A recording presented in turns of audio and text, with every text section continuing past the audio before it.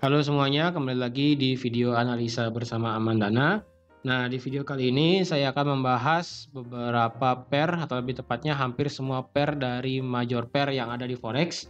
Yaitu yang pertama ada Euro USD, GBP USD, lalu ada AUD USD, NZD USD, lalu ada juga USD Yen, USD CHF, dan yang terakhir mungkin ada di USD Kanada. Nah, karena apa? Karena berhubungan nanti di hari Jumat besok, itu karena ada yang namanya NFP. Seperti biasa ada NFP, yang dimana NFP-nya ini ada di jam setengah 9 malam, yang dimana diperkirakan akan turun sebesar 268.000 dengan jumlah tingkat pengangguran yaitu tetap di 3,6%, dan pendapatan rata-rata per bulannya itu tetap 0,3. Tapi kita nggak tahu, tunggu aja nanti bagaimana hasil dari NFP. Karena kalau kita tahu NFP itu sangat berpengaruh terhadap market biasanya ya. Tapi kita tidak tahu nanti bagaimana di hari Jumat malam itu sendiri. Nah, sebelum kita mulai ke dalam videonya, jangan lupa like dulu videonya, subscribe, hidupkan lonceng, dan di-share ke teman-teman yang lain yang sekiranya perlu untuk analisa secara teknikal di pair-pair yang sudah saya sebutkan tadi. Oke, sekarang kita langsung ke dalam analisa yang pertama, yaitu ada di Euro USD.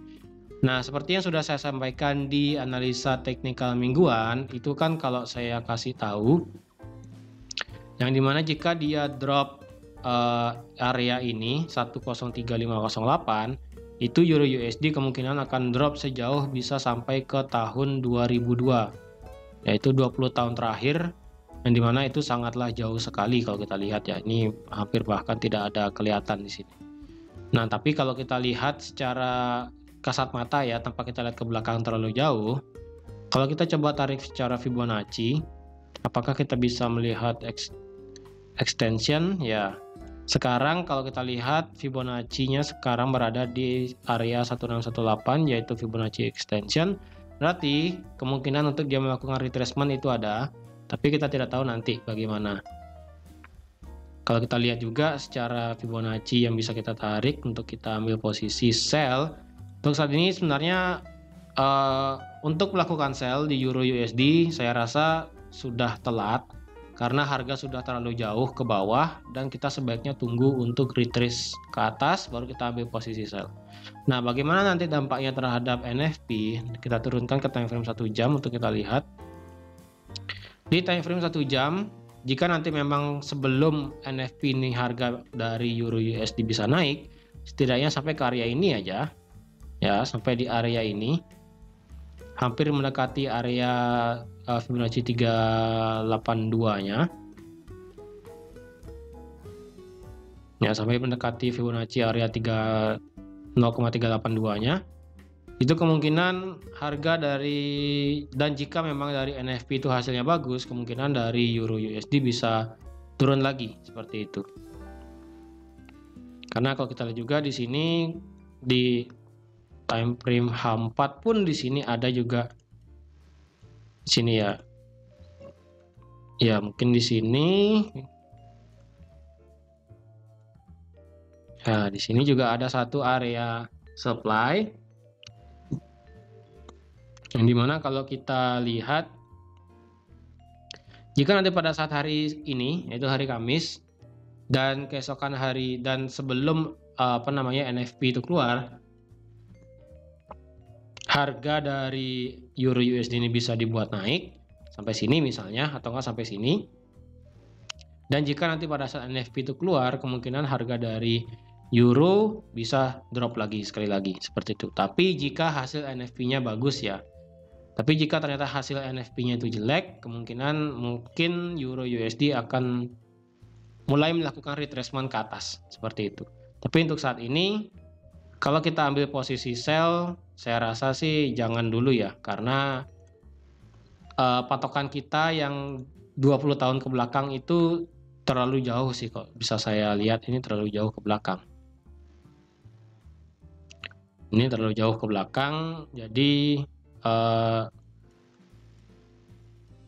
kalau saran saya sih lebih baik menunggu harga itu bisa turun ya, bisa naik dulu baru bisa turun. Karena jika ini 101 1.01727 ini di break, kemungkinan harga itu bisa drop sejauh, jika dia drop bisa sampai sejauh ini, bisa sampai ke harga 0,9. Tapi saya rasa sih kemungkinan dia bisa sampai sini dropnya aja, sampai di harga 1.00745 kemungkinan ya, jika dia drop. Karena kalau kita lihat Euro USD selama ini dia sudah melakukan yang namanya downtrend yang secara signifikan seperti itu. Jadi kalau saya rasa dari start dari tanggal 27 Mei 2021 ini bahkan sudah 1 tahun ya. 1 tahun Euro USD mengalami downtrend. Jadi kemungkinan dari Euro USD sendiri mungkin akan mengalami kenaikan retracement sedikit seperti itu. Nah, supaya dari harga euro ini tetap stabil, jadi kemungkinan akan ada retracement seperti itu. Yang penting dampaknya nanti pada saat NFP, yang penting tunggu aja nanti teman-teman apakah hasil NFP-nya bagus atau tidak. Tapi untuk euro sendiri sih masih gini ya, masih biris banget. Jadi tunggu aja. Next kita pindah ke GBP USD. Nah, secara GBP USD kita seperti analisa kita juga di analisa teknikal mingguan, itu dia kan sudah break tuh daripada area ini, area apa namanya, 1.19403. Setelah itu baru dia drop dan sekarang mungkin ada perlawanan sedikit. Nah, kalau kita lihat ke kiri, dari harga ini kemungkinan GBP USD bisa drop sampai sejauh ini, saya rasa ya. Saya rasa dari GBP USD bisa sampai sejauh ini. Bisa sampai di harga 1.17113. Kembali lagi nanti bagaimana hasil dari NFP-nya. Tapi kalau kita lihat ke time frame 1 jam, jika nanti hasil NFP-nya ini bagus, maka harga terendah yang pernah dibikin yaitu di harga 18971 ini bisa di break, maka otomatis harga bisa mengejar jauh sampai ke 17113 seperti itu. Tapi jika hasil NFP-nya jelek, berarti ini pertanda bagus bagi kita untuk mulai melakukan sell. Karena sekali lagi sama seperti euro, kita jangan memaksa untuk ambil posisi sell saat ini, dan begitu pula dengan di GBP USD seperti itu. Kita tunggu aja harga itu retrace, biarkan harga itu retrace, setidaknya sudah sampai Fibonacci 50% atau enggak di 61,8 seperti itu. Tapi untuk saat ini karena dia sedang bergerak sideways seperti biasa, jika mau mengalami yang namanya news atau tepatnya ada NFP, maka harga-harga dari US dollar biasanya akan mengalami sideways. Jadi kita tunggu aja bagaimana arah dari, lebih tepatnya hasil dari NFP itu sendiri. Jika hasilnya NFP-nya bagus, maka peluang untuk drop semakin besar. Nah, jadi kita mungkin kita akan menghindar sedikit untuk ambil posisi sell karena terlalu cepat untuk mengejar market itu tidak terlalu bagus juga. Tidak sehat juga sih bahasanya seperti itu. Tapi jika hasil NFP-nya jelek, mungkin itu bisa menjadi pertanda kita untuk siap-siap untuk mengambil posisi sell. Karena ketika dia retrace, nanti kita lihat sampai mana retrace-nya. Jika ada pembalikan harga, nanti kita baru bisa ambil posisi sell. Seperti itu. Oke. Jadi GBP USD dan Euro USD sama. Jangan memaksa untuk ambil posisi sell untuk saat ini, kecuali dia sudah break support-nya ataupun dia sudah melakukan retracement ke atas. Seperti itu. Nah, sekarang kita pindah ke Aussie dollar. Seperti yang sudah saya sampaikan di hari Senin ya, hari Senin kemarin atau hari Selasa. Itu kan saya kasih tahu bahwa pada saat RBA meeting itu ada, biarkan harga itu retrace sampai ke yang di sini, di area ini. Dimana ini merupakan area support become resistant. Teman-teman jika ada terjadi pembalikan harga, baru teman-teman bisa ambil posisi sell seperti itu. Seperti di sini ada engulfing. Nah, teman-teman baru bisa ambil posisi sell di sini. Dengan take profit bisa sampai di bawah lagi. Jadi kemarin pada saat saya berikan analisa tentang RBA meeting minutes itu, teman-teman sudah mendapatkan profit. Nah, sekarang sama seperti Euro USD dan GBP USD, untuk saat ini mungkin Aussie USD lebih flat ya, bisa dibilang tidak terlalu drop, tidak terlalu bullish juga, tapi untuk secara keseluruhan dia memang masih bersifat bearish, tapi tidak sekencang dan tidak separah daripada Euro USD dan GBP USD seperti itu. Yang penting kita tunggu aja nanti bagaimana arah dari NFP-nya sekali lagi. Jika NFP-nya itu bagus, maka jika dia drop harga 67642, maka teman-teman bisa ambil posisi sell. Karena untuk saat ini kalau kita lihat ke kiri, harga dari Aussie USD ini kemungkinan bisa drop sejauh ini, bisa sampai di area ini. Nah, sampai di harga, kalau saya kasih garis, di harga 66797 seperti itu. Jadi hasil NFP-nya bagus, maka dia akan mengejar 66797. Jika ternyata hasil NFP-nya jelek, maka kemungkinan Aussie USD akan mengalami pergerakan sideways, yang mana dia cuma sampai sini, kemudian dia turun lagi, kemudian dia naik lagi, kemudian dia turun lagi, seperti itu. Berbeda hal dengan Euro USD dan GBP USD tadi. Jika di Euro USD dan GBP USD kita bisa ambil posisi sell pada saat dia retrace, mungkin di Aussie USD kita juga bisa mengambil retrace, tapi dengan kondisi kita tidak bisa mengambil take profit yang begitu panjang. Karena untuk saat ini dia mulai bergerak sideways seperti itu. Oke, jadi ini untuk Aussie USD. Nah, sekarang kita pindah ke New Zealand USD. New Zealand USD ini hampir sama, bisa dibilang seperti Aussie, tapi tidak seperti Aussie banget ya, tidak seperti, bisa dibilang seperti Aussie banget. Tapi kecenderungan hampir mirip, bisa dibilang ya 11-13 lah, bisa dibilang seperti itu ya, tidak begitu banget miripnya. Karena yang penting pada saat nanti dia break area support 61295, misalnya NFP-nya itu bagus, maka harga bisa drop ke bawah sejauh, kalau kita lihat ke kiri, kita lihat ke kiri lagi, harga dari New Zealand kemungkinan bisa drop sampai sini ya, sampai ke harga 60198 seperti itu. Jika memang support yang di harga ini 61246 ini di break, 61246 di break, maka dia akan mengejar 60198 seperti itu. Tapi misalnya harga dari misalnya data dari NFP itu bagus, nah kita bisa menunggu dari New Zealand ini bergerak di sini, biarkan harga itu naik, sama seperti Aussie tadi, biarkan harga itu naik misalnya sebelum hari H NFP, dan pada saat di sini baru teman-teman ambil posisi sell seperti itu. Jadi Euro dan GBP itu sama gininya, sifat marketnya, sifat daripada chartnya. Lalu untuk di New Zealand dan di Aussie sifatnya juga sama, seperti itu. Kita menunggu retrace jika hasil NFP-nya bagus, dan kita bisa mengambil sell ketika hasil NFP-nya itu terbalik. Jika hasil NFP-nya itu jelek, maka kita bisa ambil posisi sell pada saat dia retrace. Nah, tapi kalau hasil NFP-nya bagus, kita bisa ambil posisi sell ketika dia ngebreak area yang sudah saya plotkan tadi, seperti itu. Nah, sekarang kita pindah ke USD JPY. Kalau kita lihat USD JPY seperti yang sudah berapa hari yang lalu ya saya kasih tahu, itu harga dari USD JPY secara daily itu kan dia membreak daripada area yang kotak biru ini. Dia sudah di break, retest, kemudian dia naik lagi, tapi dia sudah bisa yang namanya naik lebih jauh lagi sampai ke 138.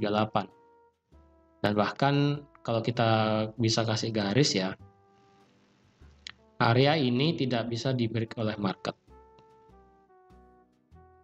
Ya, tidak ada candle yang close di atas 136.614 seperti itu. Nah, jika nanti pada saat NFP itu keluar, NFP-nya itu jelek, berarti kan USD-nya turun. Nah, USD turun, mungkin kita bisa ambil posisi buy nanti ketika dia berada di harga ini ya. Di harga 135.165 mungkin kita bisa ambil posisi buy jika memang harga ke situ nanti pada saat NFP. Tapi jika dia ternyata harga NFP-nya itu bisa drop lagi atau nggak lebih lumayan dropnya, mungkin kita bisa menunggu di area yang di paling bawah lagi di sini seperti itu. Mungkin kita bisa menunggu di range area yang lumayan jauh, yaitu di sini. Ya, di sini kita bisa menunggu jika memang hasil NFP-nya itu jelek, biarkan harga turun, nanti baru dia akan bergerak naik lagi. Tapi jika hasil NFP-nya itu bagus, berarti dia akan USD naik. Nah, kita tinggal tunggu aja di hari atau nggak di candle 4 jam deh ya, candle 4 jam. Ketika ada hasil data dari NFP itu keluar dan candle 4 jam close di atas 136.614, nah itu baru jadi sinyal bagi teman-teman untuk bisa ambil posisi buy sampai ke harga 138 di sini. Seperti itu. Tapi untuk saat ini harga dari USD Yen kalau saya plotkan di sini masih bergerak sideways yang cukup lebar seperti itu. Karena didukung oleh yen yang bersifat safe haven dan USD Yen dan USD yang bersifat safe haven juga. Jadi keduanya masih bergerak sideways, tidak kemana-mana. Kita tunggu aja, yang penting bagaimana hasil dari NFP-nya. Jadi jika Euro dan GBP itu sama, dan Aussie dan NZ itu sama, nah untuk yang di USD Yen mungkin ini sedikit berbeda, karena keseluruhan untuk di USD Yen masih bersifat sideways untuk saat ini, seperti itu. Walaupun overall masih bersifat bullish. Nah, sekarang kita pindah ke USD CHF di sini. Secara daily USD CHF saat ini berada di area, bisa dibilang di area ini ya, di area resisten sebenarnya ya, di area resisten. Kalau kita lihat di time frame 4 jam, ini tidak begitu kelihatan sebenarnya. Kalau kita lihat juga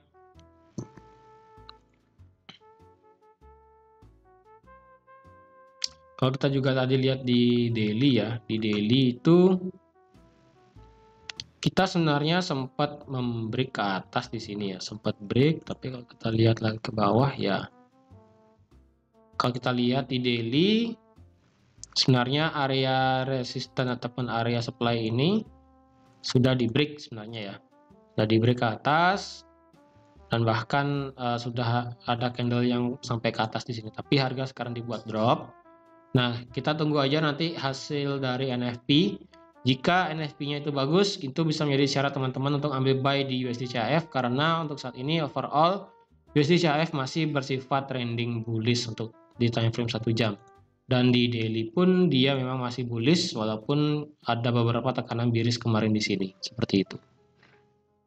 Tapi di 1 jam kita bisa menunggu jika hasil NFP-nya itu bagus. Kita bisa menunggu pada saat dia break di harga 97322, tapi kita punya satu tahanan yaitu di harga ini, di harga yang cukup pendek, yaitu ada di harga 98162 sampai di harga 97991. Jadi jika ada candle close di sana, teman-teman bisa ambil posisi buy. TP1-nya di area ini. Nah, setelah dia bisa membreak area ini ya, dia membreak area yang ini, itu bisa menjadi kesempatan teman-teman untuk menahan posisi sampai sejauh ini. Dari 98162 sampai ke harga 9999.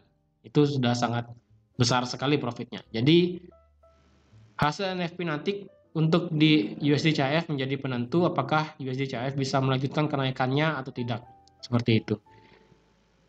Jika hasil NFP-nya bagus dan dia bisa membreak resisten ataupun supply yang ada di harga 98162 ini, maka otomatis harga dari USD CHF akan terbang sampai ke hampir 1000 pip bisa dibilang ya, seperti itu. Jadi kita tunggu aja bagaimana hasil NFP-nya. Tapi jika harga NFP-nya itu jelek dan dia turun, kita bisa menunggu untuk di USD CHF buy di area ini, terjauh ya. Terjauh di area ini, atau enggak di area ini. Seperti itu. Di area 96552 atau area terjauh di harga 96083. Seperti itu. Jadi kita tunggu aja bagaimana USD CHF bergerak nanti. Jadi USD Yen dan USD CHF ini berbeda ya, tidak seperti sebelum-sebelumnya.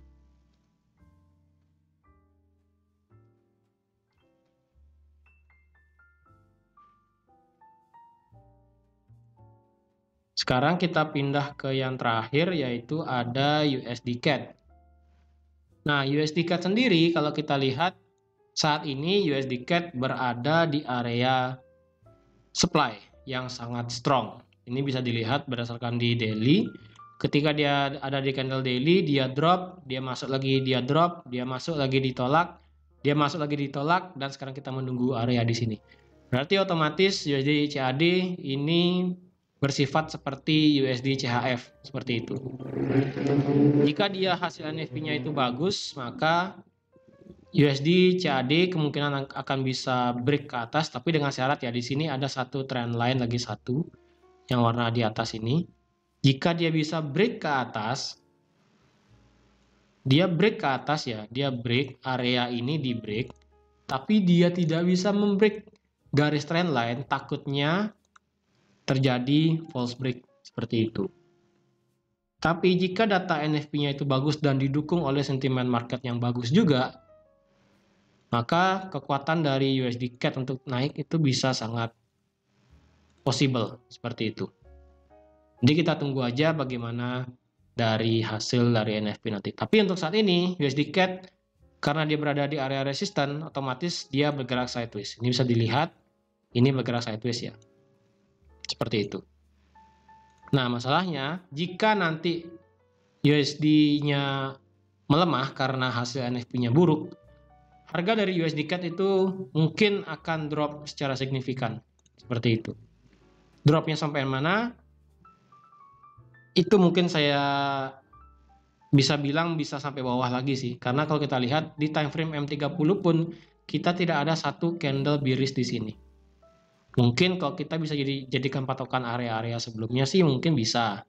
Yaitu misalnya ada di area ini, di area 129529 bisa. Lalu di atasnya misalnya di harga 1299 bisa. Tapi secara candle kita tidak ada satu candle bearish yang menandakan bisa menjadi area demand kita. Seperti itu. Jadi sifat dari USD CAD sama seperti USD CHF, tetapi USD CAD lebih sensitif nanti pada saat berita itu keluar. Karena berdasarkan struktur candle juga kita tidak ada satu candle merah di sini. Berbeda halnya dengan tadi USD CHF, kita ada satu candle merah yang dimana itu bisa menjadi indikasi kita untuk ambil posisi buy nanti di sana. Seperti itu. Tapi sekali lagi, jika hasil dari NFP itu bagus, maka USD CAD, USD CHF itu pasti akan terbang. Seperti itu. Oke, jadi teman-teman sekian aja untuk analisa major pair ataupun pair-pair yang mengandung USD pada hari ini. Lebih tepatnya H-1 sebelum NFP. Jadi semoga apa yang sudah saya sampaikan dapat bermanfaat bagi teman-teman semua. Terima kasih sudah menonton video ini sampai habis. Terima kasih juga sudah like, share, dan subscribe juga. Jadi saya ingatkan sekali lagi, jika teman-teman ingin trading berdasarkan NFP, teman-teman harus menunggu data itu keluar dulu, lebih tepatnya setidaknya 15 menit setelah data itu keluar, supaya teman-teman tidak terkena yang namanya weak saw ataupun terkena badai market bahasanya, yang dimana harga dibuat turun kemudian naik, ataupun harga dibuat naik kemudian dibuat turun, seperti itu.